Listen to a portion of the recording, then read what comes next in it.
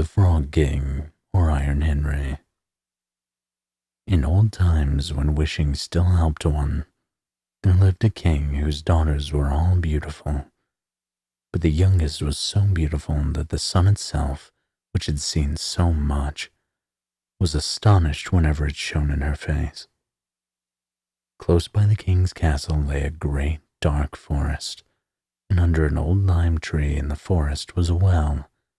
And when the day was very warm, the king's child went out into the forest and sat down by the side of the cool fountain.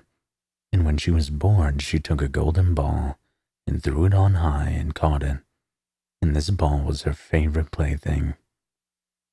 Now it so happened that on one occasion, the princess's golden ball did not fall into the little hand which she was holding up for it, but onto the ground beyond and rolled straight into the water. The king's daughter followed it with her eyes, but it vanished, and the well was deep, so deep that the bottom could not be seen. At this she began to cry, and cried louder and louder, and could not be comforted.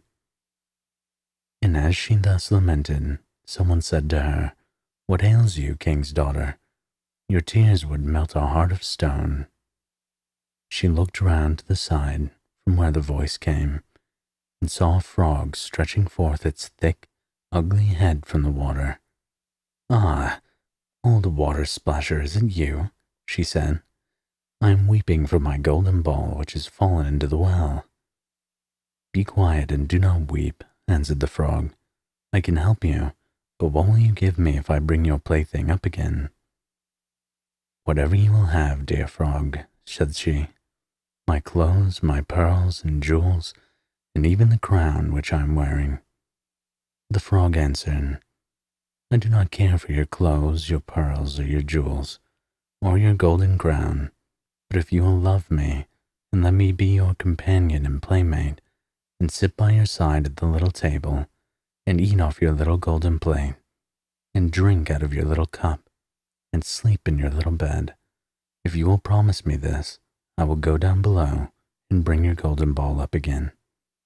"Oh yes," said she, "I promise all you wish, if you will but bring my ball back again." She, however, thought, "How silly the frog does think. He lives in the water with the other frogs and croaks, and can be no companion to any human being." But the frog, when he had received this promise, put his head into the water and sank down, and in a short while came swimming up again with the ball in his mouth, and threw it on the grass. The king's daughter was delighted to see her pretty plaything once more, and picked it up and ran away with it. "Wait, wait," said the frog, "take me with you. I can't run as you can." But what did it avail him to scream and croak after her as loudly as he could? She did not listen to it, but ran home, and soon forgot the poor frog, who was forced to go back into his well again. The next day, when she had seated herself at the table with the king and all the courtiers, she was eating from her little golden plate. Something came creeping, splish, splash, up the marble staircase, and when it got to the top, it knocked on the door and cried, "Princess, youngest princess, open the door for me." She ran to see who was outside, but when she opened the door, there sat the frog in front of it. Then she slammed the door in great haste, sat down to dinner again, and was quite frightened. The king saw plainly that her heart was beating violently, and said, "My child, what are you so afraid of? Is there perchance a giant outside who wants to carry you away?" "Oh no," replied she, "it is no giant, but a disgusting frog."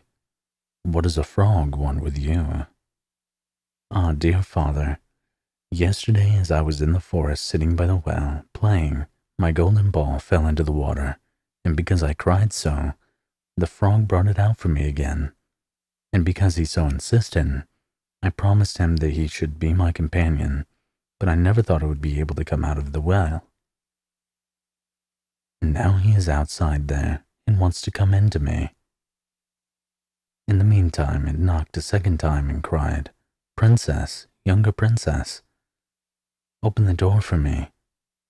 Do you not know what you said to me yesterday by the cool waters of the fountain? Princess, youngest princess, open the door for me. Then said the king, that which you have promised you must perform. Go and let him in. She went and opened the door, and the frog hopped in and followed her step by step to her chair. There he sat and cried, lift me up beside you. She delayed, until at last the king commanded her to do it. When the frog was once on the chair, he wanted to be on the table, and when he was on the table, he said, now push your little golden plate nearer to me, that we may eat together. She did this, but it was easy to see that she did not do it willingly. The frog enjoyed what he ate, but almost every mouthful she took choked her. At length he said, I have eaten and am satisfied. Now I am tired. Carry me into your little room and make your little silken bed ready, and we will both lie down and go to sleep. The king's daughter began to cry, for she was afraid of the cold frog which she did not like to touch, and which was now asleep in her pretty, clean little bed. But the king grew angry and said, he who helped you when you were in trouble ought not be despised by you afterwards. So she took the hold of the frog with 2 fingers, carried him upstairs, and put him in a corner. But when she was in bed, he crept to her and said, I'm tired. I want to sleep as well as you. Lift me up, or I will tell your father. Then she was terribly angry, and took him up, and threw him with all her might against the wall. Now you will be quiet, odious frog, said she. But when he fell down, he was no frog, but a king's son, with beautiful, kind eyes. And it came to pass that with her father's consent, he became her dear companion and husband. He told her how he had been bewitched by a wicked witch, and how no one could have delivered him from the well but herself, and that tomorrow they would go together to his kingdom. Then they went to sleep, and the next morning when the sun awoke them, a carriage came driving up with 8 white horses, which had white ostrich feathers on their hands, and were harnessed with golden chains. And behind stood the young king's servant, Faithful Henry. Faithful Henry had been so unhappy to see his master was changed into a frog that he had caused 3 iron bands to be laid around his heart, lest it should burst with grief and sadness. The carriage was to conduct the king into his kingdom. Faithful Henry helped them both in and placed himself behind again, and was full of joy because of this deliverance. And when they had driven a part of the way, the king's son heard a cracking behind him as if something had broken. So he turned round and cried, Henry, the carriage is breaking. No, master, it is not the carriage. It is a band from my heart which was put there in my great pain when you were a frog and imprisoned in the well. Again and once again, while they were on their way, something cracked, and each time the king's son thought the carriage was breaking. But it was only the bands which were springing from the heart of Faithful Henry, because his master was set free and was happy.